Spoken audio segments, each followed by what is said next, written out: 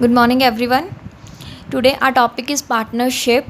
ये जो टॉपिक है वो पेपर पॉइंट ऑफ व्यू से बहुत ज़्यादा इम्पॉर्टेंट है, बिकॉज इस टॉपिक में भी 80 to 90% चांसेस रहते हैं कि आपको एक क्वेश्चन इस टॉपिक में से आए। ठीक है, और ये जो टॉपिक है बहुत ही छोटा है, सो मैं आपको इसको भी 1 by 1 क्वेश्चंस की हेल्प से इसके कंसेप्ट्स क्लियर करूँगी। ठीक है, बेसिकली ये सारा चैप्टर जो है एक ही कंसेप्ट के बेस्ड पे चलता है, वो मैं आपको शुरू में बताऊंगी कि वो कौन सा कंसेप्ट है। और जो ये मैं क्वेश्चन डिस्कस करूंगी आज की वीडियो में, वो ऑलमोस्ट सारे क्वेश्चन जो हैं वो प्रीवियस ईयर पेपर्स में से लिए गए हैं। ठीक है, so let's start now. Before starting I would like to share one concept that is used in the whole chapter, that is there are terms investment,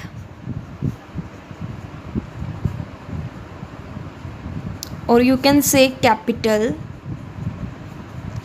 There is a term time, that is a period of time the capital is invested, and there is a term profit. So investment or capital into time gives you profit. All right, investment or capital into times gives us profit. So ये जो पूरा chapter है वो इसी के base पे चलेगा। हमें जो प्रॉफिट है उसको निकालने के लिए इन्वेस्टमेंट एंड टाइम को मल्टीप्लाई करना है। ठीक है, सो क्लियरली अगर दो मान लो पर्सन है A and B, they are investing some I1 investment and some I2 investment. ठीक है, फॉर सम टाइम पीरियड से T1 and T2, then clearly I1 into T1 will be equals to I2 into T2 and so on। अगर कोई third person है तो I3 into T3। ठीक है, सो हमारा फर्स्ट क्वेश्चन रहेगा जो इसमें वो है, सो यहाँ पे हमारा फर्स्ट क्वेश्चन है, A starts a business with rupees 3 lakhs and B joins him after 3 months with rupees 12 lakhs. Find the ratio of the profits at the end of year. यहाँ पे हमें पर्सन गिवन है, there is a person A and there is a person B. A ने invest किया 3 lakhs and B ने invest किया 12 lakhs। ठीक है, ठीक है जी। सो हमें बताना है कि इन दोनों की जो इन्वेस्टमेंट के बाद जो प्रॉफिट बनेगा, जो भी प्रॉफिट आएगा बिजनेस में, उसकी रेशियो क्या होगी। सो यहाँ पे हम लिखेंगे ए एंड बी। ऑलराइट, सो ए ने इन्वेस्टमेंट, हमने यही फॉर्मूला यूज़ करना है, इन्वेस्टमेंट इनटू टाइम। सो ए की जो इन्वेस्टमेंट है दैट इज़ 3 lakh।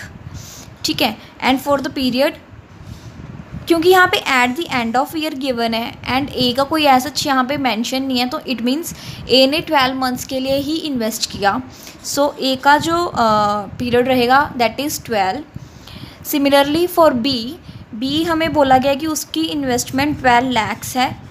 ठीक है, और उसने कब ज्वाइन किया, आफ्टर 3 months ए ज्वाइंड, ए के 3 महीने बाद। ठीक है, सो ए ने अगर मान लो फर्स्ट मंथ में ज्वाइन किया तो बी ने 3 months आफ्टर ज्वाइन किया, तो इट मीन्स टोटल जो बी ने वर्क किया या इन्वेस्ट किया बिजनेस में वो फॉर 9 months के लिए किया, क्योंकि फर्स्ट 3 months में उसने कोई इन्वेस्टमेंट नहीं की।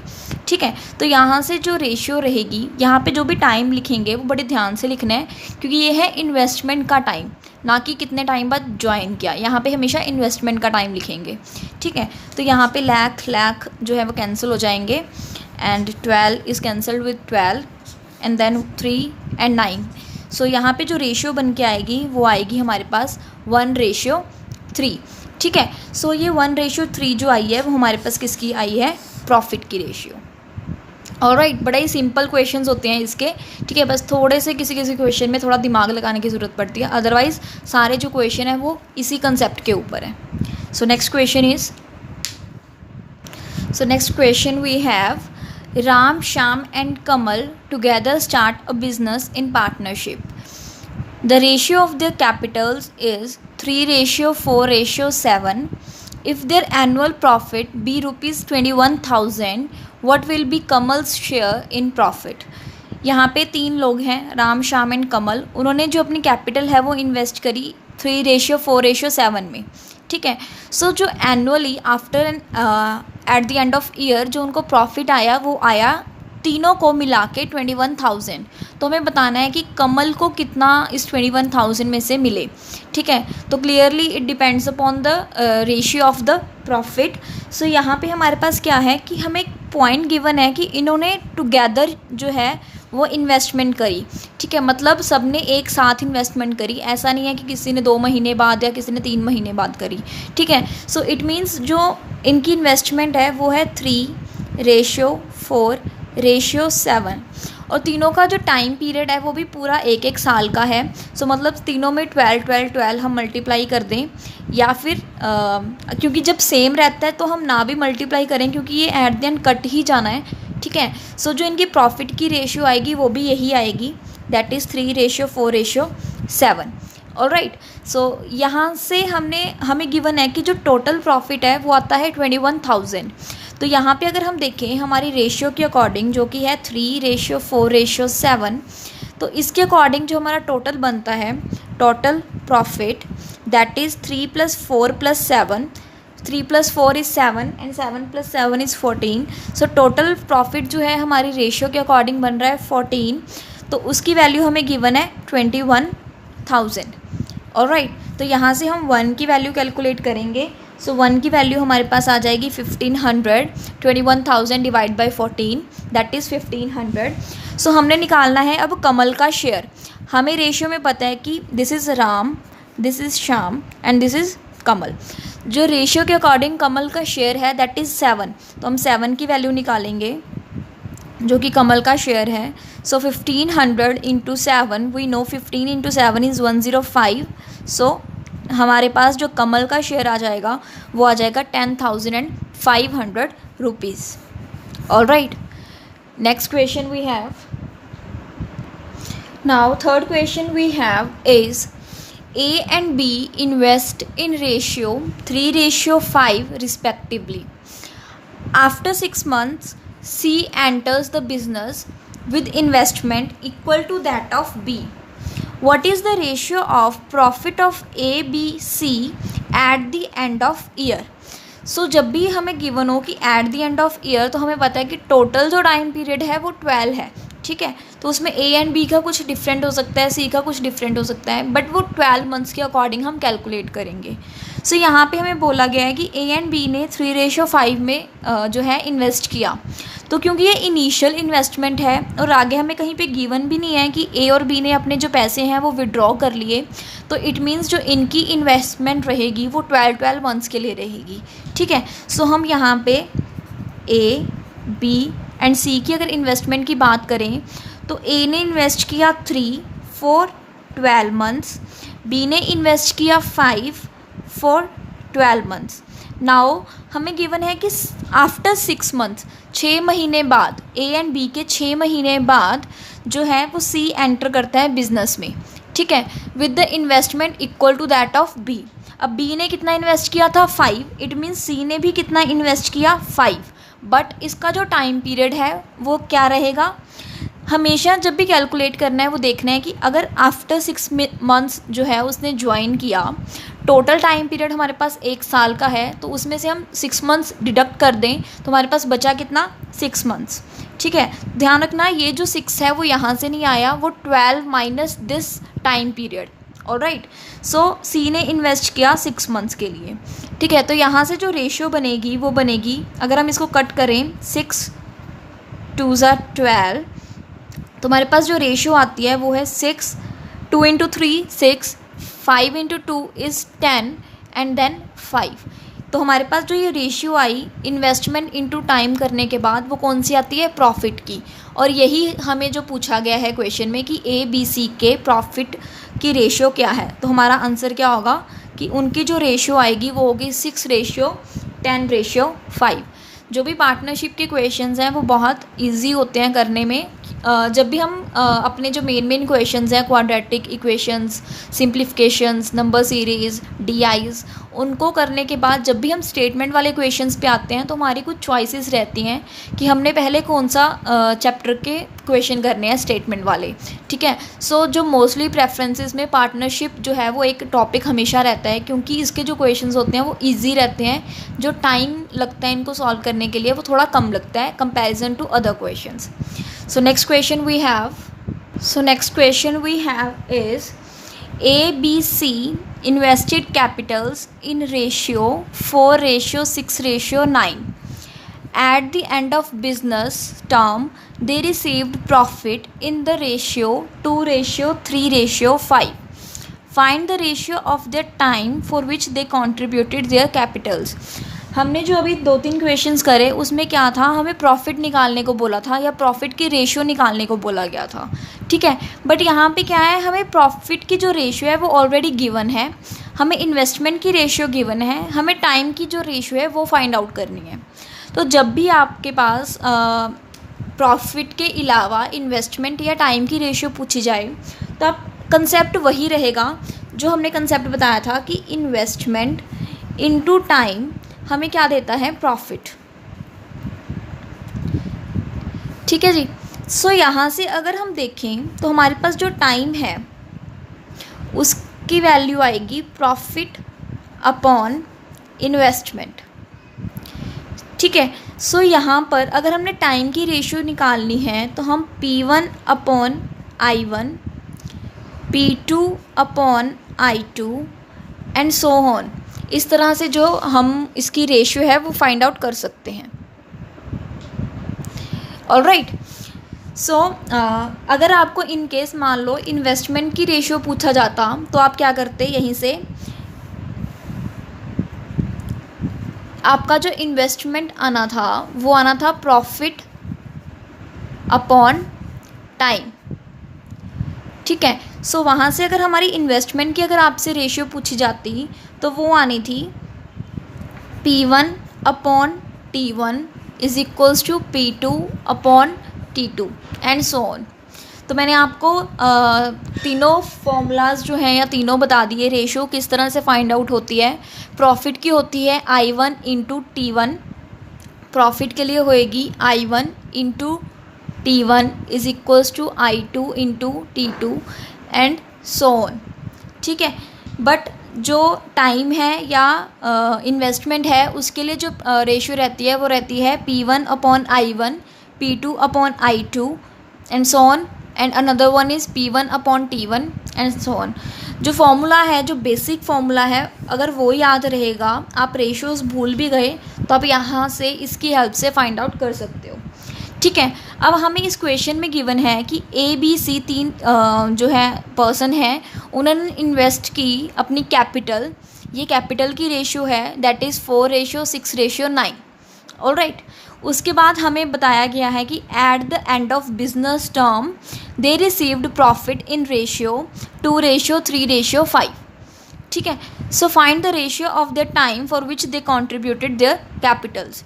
अब यहाँ पे हमें कहीं पे टाइम गिवन नहीं है कि किसने कितने टाइम के लिए इन्वेस्ट किया, तो हमें वो टाइम बताना है कि A ने कितने टाइम के लिए इन्वेस्ट किया या B ने कितने के लिए किया एंड C ने कितने के लिए, ठीक है। सो यहाँ पे ऊपर जो है हम प्रॉफिट लिखेंगे एंड नीचे जो है हम इन्वेस्टमेंट की वैल्यू डिनोमिनेटर में।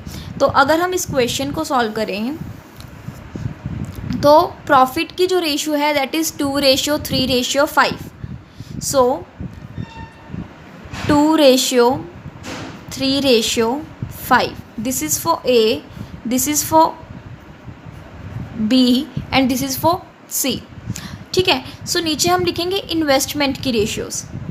सो 2 अपॉन इन्वेस्टमेंट है 4, 6 एंड 9, ठीक है। सो ये A ratio, B ratio, C आई है और किसके लिए आई है, ये हमारे टाइम के लिए आई है, ठीक है जी। सो अब इसको हम जो भी कॉमन पार्ट्स रहेगा उसको हम कट कर देंगे।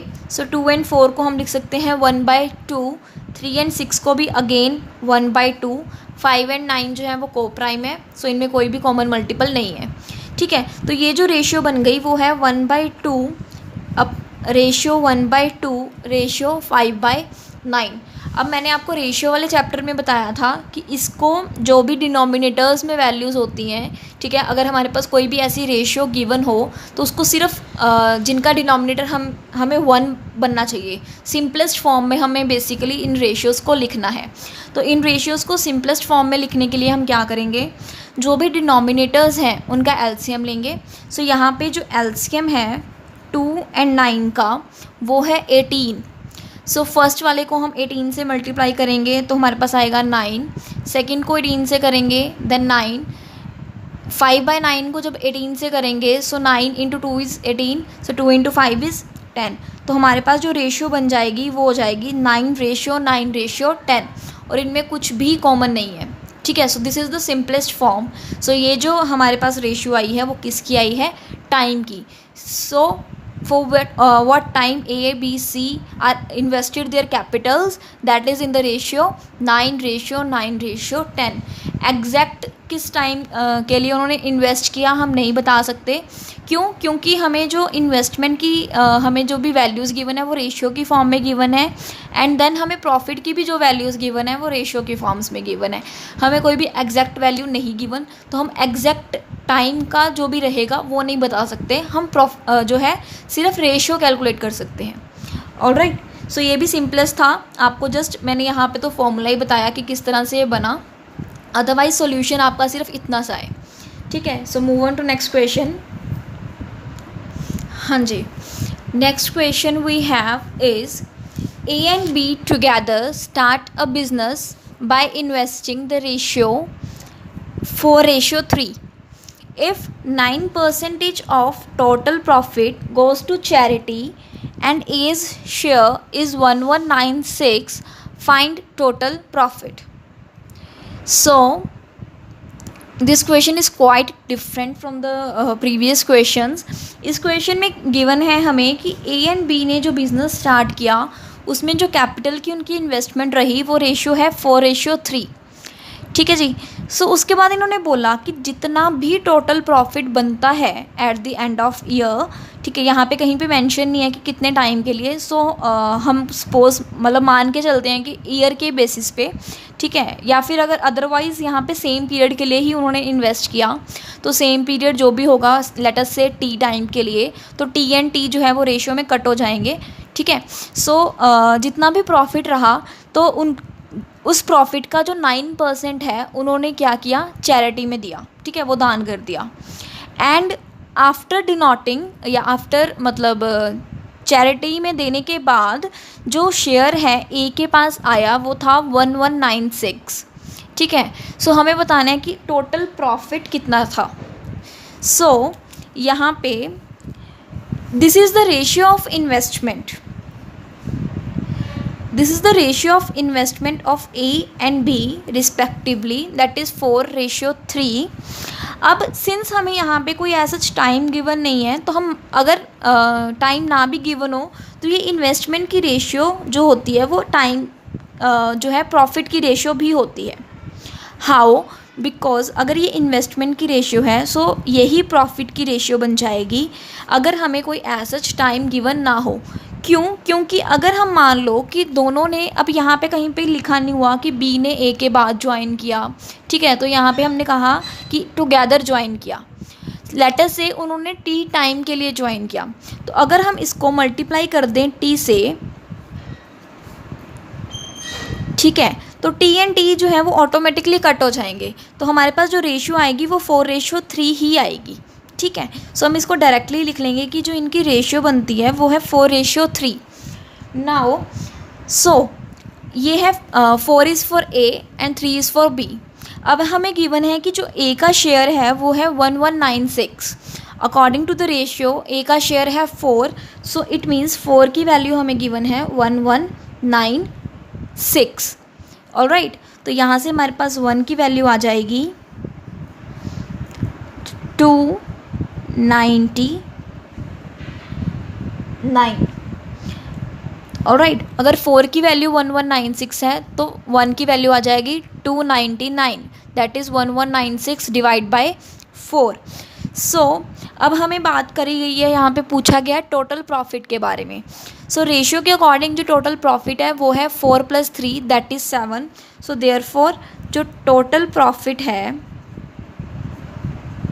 दैट इज़ 7, हम उसकी वैल्यू कैलकुलेट करेंगे। सो वो हमें मिलेगी 299 into 7, 299 into 7।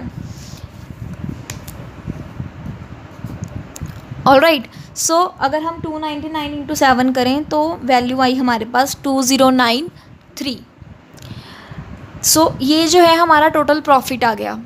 But there is a point कि 9% of total charity goes to total profit goes to charity.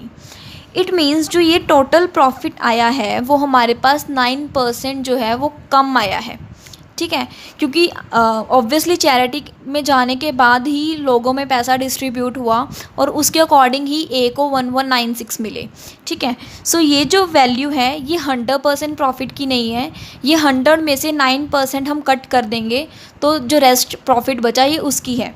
It means ये 100 माइनस 9% की वैल्यू है, दैट इज़ 91% की वैल्यू। सो 91% की वैल्यू अगर 2093 है तो हम यहाँ से 100% की वैल्यू निकाल लेंगे, तो that will be 2093 divide by 91 into 100। सो इसको हम 13 के टेबल पे कट करेंगे। सो 13 7 ज़ा 91 and then this will come at 161 and again it will gives us 23 into 100 that is 2300। सो जो 2300 है ये हमारे पास टोटल प्रॉफिट जो एक्चुअल में उनके पास आता है ये वो है, ठीक है। ऑब्वियसली पेपर में आपको 2093 वाली ऑप्शन भी मिलेगी, तो जल्दी जल्दी में कैलकुलेट करते टाइम आपको ये मार्क नहीं करनी है, आपको ध्यान रखना है कि 9% जो है वो चैरिटी में भी गया है, तो उसके अकॉर्डिंग हमें फाइंड आउट करना है कि जो एक्चुअल प्रॉफिट रहा है वो कितना है। Alright, so next question we have is Sonu invested 10% more than Mona. Mona invested 10% less than that of Raghu invested. If total investment of all the three person is rupees 5780, find the investment of Raghu. So यहाँ पे as such हमें profit के बारे में नहीं given है, यहाँ पे एक तरह से ये रेशियो वाला क्वेश्चन हो जाएगा, ठीक है। बट क्योंकि इन्वेस्टमेंट से रिलेटेड है तो आप कह सकते हो कि पार्टनरशिप से भी रिलेटेड है, ठीक है। अदरवाइज़ ये जो है आपका रेशियो वाले कंसेप्ट पे ही चलेगा। सो जो सोनू है, ठीक है, there is Sonu, Mona and Raghu. Alright, so हमें कहा गया है कि जो सोनू एंड मोना की इन्वेस्टमेंट है वो किस तरह से है कि सोनू जो है वो 10% ज़्यादा इन्वेस्ट करता है मोना से। सो अगर मोना ने 10 इन्वेस्ट किया तो सोनू ने उसका 10% ज़्यादा किया, इट मीन्स सोनू ने कितना किया 11। देन मोना एंड जो राघु की इन्वेस्टमेंट है वो कुछ इस तरह से है कि राघु ने जितना इन्वेस्ट किया मोना ने उसका 10% कम किया।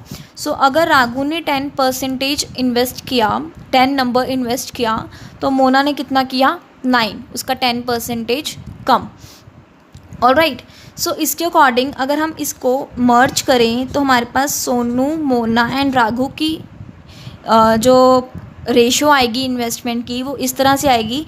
हम मोना जो कॉमन पार्ट है उसको सेम करेंगे, ठीक है। सो 10 और 9 इन दोनों का एलसीएम जो है वो 90 है।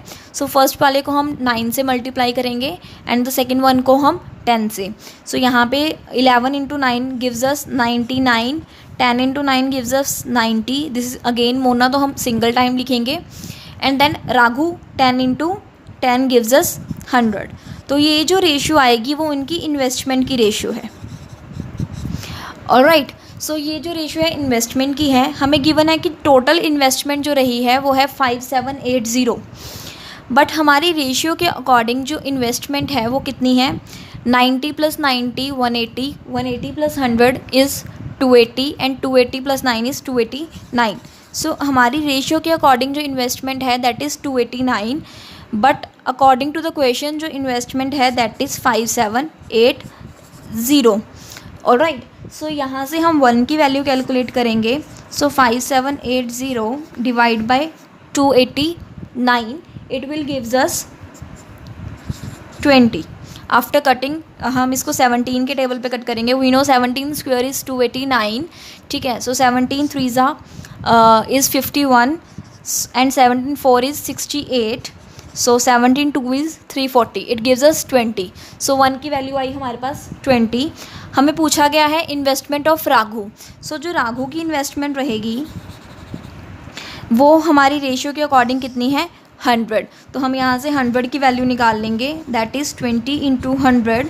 It will gives us 2000 rupees. So जो राघु का इन्वेस्टमेंट रहेगी वो कितनी है, 2000. ये जो क्वेश्चन था वैसे रेशियो के बेस पे था ज़्यादा. ठीक है, इसमें पार्टनरशिप वाला नहीं था. मतलब something there is related to partnership actually, but there is nothing related to profit. So ये ईजिली रेशियो वाले कंसेप्ट पे सॉल्व हो जाएगा. Next question we have is, now there is a question of different type. जो भी हमने पिछले questions किया उसे थोड़ा सा डिफरेंट ये कैसे है. Question is, A starts a business with ₹21,000. Later B joins him with ₹36,000. After how many months did B join if profit is distributed in equal ratio at the end of year. तो यहाँ पे हमें given है कि ए ने business start किया 21,000 रुपये से और उसके कुछ टाइम बाद बी ने उसको ज्वाइन किया 36,000 रुपीज़ के साथ. ठीक है जी. तो हमें बोला गया है कि हमें यहाँ पे गिवन है कि बी ने ज्वाइन किया, बट कितने टाइम बाद ज्वाइन किया वो गिवन नहीं है. तो वही चीज़ हमसे पूछी गई है कि वो बताओ कि बी ने कितने टाइम बाद ज्वाइन किया होगा, कि अगर जो प्रॉफिट है वो किस तरह से डिस्ट्रीब्यूट हुआ है, उनकी जो रेशियो है वो है equal, that is 1:1. Alright, so यहाँ पे जो उनकी रेशियो है वो इक्वल है. तो ये हमें बताना है कि जो बी है उसने कितने टाइम के लिए जो है, कितने टाइम के बाद या ज्वाइन किया होगा. सो इसको हम करेंगे. यहाँ पे 2 पर्सन है हमारे पास, ए एंड बी. सो ए ने ज्वाइन किया विद ₹21,000 एंड बी ने ज्वाइन किया विद ₹36,000. ठीक है जी. सो यहाँ पे जो हमारे पास ए का टाइम पीरियड एज सच नहीं गिवन है, बिकॉज अब यहाँ पे गिवन है कि at the end of year. It means A ने पूरे 1 साल के लिए जो है इन्वेस्ट किया, क्योंकि यहाँ पे कहीं पे भी गिवन नहीं है कि ए ने अपना जो अमाउंट है मनी का वो विड्रॉ कर लिया इतने टाइम बाद. अगर कोई ऐसी लाइन ना गिवन हो तो हम अपनी तरफ से अज्यूम करते हैं कि उसने पूरे साल के लिए ही जो है इन्वेस्ट किया. सो जो ए की इन्वेस्टमेंट रहेगी वो 12 जो है वो रहेगी 12 मंथ्स के लिए. ठीक है जी. सो बट हमें बी का नहीं पता कि उसने कितने टाइम के लिए इन्वेस्ट किया. तो लेट अस सपोज कि उसने कोई एक्स टाइम के लिए इन्वेस्ट किया. ठीक है, अब ये जो रेशियो है ये हमें प्रॉफिट की रेशियो गिवन है. ठीक है, तो ये हमारे पास यहाँ पे हम रेशियो निकाल लेंगे. पहले 0 से 0 कट गया. 12 into 3 is 36 and 3 into 7 gives us 21. सो ये जो रेशियो आ गई वो 7:x आ गई. ठीक है, अब हमें गिवन है कि जो प्रॉफिट की रेशियो है वो इक्वल है, दैट इज़ 7/x की जो रेशियो है वो 1:1 है. अगर यहाँ पे हमें कोई और रेशियो गिवन होती, लेट अस से 2:3 या वी कैन से कि 7:5. ठीक है, तो हम यहाँ पे 1:1 की जगह पे लिखते से 7:5 या समथिंग एल्स. ठीक है, बट हमें यहाँ पे फ़िलहाल गिवन है कि इक्वल के लिए ये जो रेशियो बनती है वो होगी 1:1. तो यहाँ से हमने x कैलकुलेट किया तो x हमारा आया 7 मंथ्स. अब ये 7 मंथ्स हमारा आंसर नहीं है. ठीक है, क्योंकि ये जो हमने 7 मंथ्स निकाला है वो हमने निकाला है कि बी ने कितने टाइम के लिए इन्वेस्ट किया, बट हमें क्वेश्चन में पूछा गया है कि आफ्टर कितने टाइम उसने बी ने ज्वाइन किया, दैट इज़ आफ्टर ए के कितने महीनों बाद बी ने ज्वाइन किया. अब टोटल टाइम पीरियड हमें पता है कि 12 मंथ्स का है और बी ने वर्क किया 7 मंथ्स. सो ये जो हमें बता रहा है कि that is be worked for 7 months. But अगर हमने निकालना है कि बी ने कितने टाइम बाद ज्वाइन किया तो हम निकालेंगे कि बी ज्वाइंड आफ्टर जो भी टोटल टाइम रहेगा, यहाँ पे 1 साल है तो 12 मंथ्स, और जितने टाइम के लिए उसने वर्क किया वो हम माइनस कर देंगे। सो 12 minus 7 months, so 12 minus 7 gives us 5 months. It means ये जो है वो हमारा आंसर रहेगा कि बी ने ज्वाइन किया after 5 months after a joint. Alright, सो ये क्वेश्चन है कुछ थोड़े से परसेंटेज के बेस पे, जो ऐसे से क्वेश्चन बेसिकली आपको आरआरबी के एग्ज़ाम्स में, ठीक है, या फिर आरबीआई असिस्टेंट के एग्ज़ाम में, और यू कैन से क्लर्क के एग्ज़ाम्स में, ठीक है, इन एग्ज़ाम्स में पूछे जाएंगे। जो पीओ लेवल का एग्ज़ाम होगा, या अगर थोड़ा सा अगर एग्ज़ामिनर चाहेगा कि क्वेश्चन पेपर को डिफ़िकल्ट बनाना है, ठीक है, तो उसमें जो क्वेश्चन रहेंगे पार्टनरशिप के, वो मैं नेक्स्ट वीडियो में आपके साथ डिस्कस करूँगी, ठीक है। तो वो जो क्वेश्चंस रहेंगे वो थोड़े से एडवांस लेवल के हैं, बेसिकली आप कह सकते हो कि पीओ लेवल के एग्ज़ाम्स के लिए हैं। और इनकेस अगर एग्ज़ामिनर जो है वो क्लर्क लेवल एग्ज़ाम्स को थोड़ा डिफ़िकल्ट बनाना चाहता है, तो उन पेपर में भी वो क्वेश्चन आ सकते हैं, ठीक है। सो वो क्वेश्चंस जो हैं वो नेक्स्ट वीडियो में मैं डिस्कस करूँगी। उसकी भी जो टाइप्स रहेंगी वो 4 to 5 टाइप्स के ही क्वेश्चंस हैं, जैसे इसके थे 6 to 7 टाइप्स रहेंगी थी ये ईजी लेवल की। जो वो डिफ़िकल्ट वाली हैं वो 4 to 5 टाइप्स के ही हैं। अगर उसके अलावा कोई क्वेश्चन आता है तो आप समझ लो कि वो बहुत ज़्यादा डिफ़िकल्ट है, ठीक है, तो उसको तो फिर आप ट्राई करो कि स्किप ही करो, ठीक है। बाकी जो भी रेस्ट ऑफ द क्वेश्चंस है वो हम नेक्स्ट वीडियो में डिस्कस करेंगे। Thank you so much.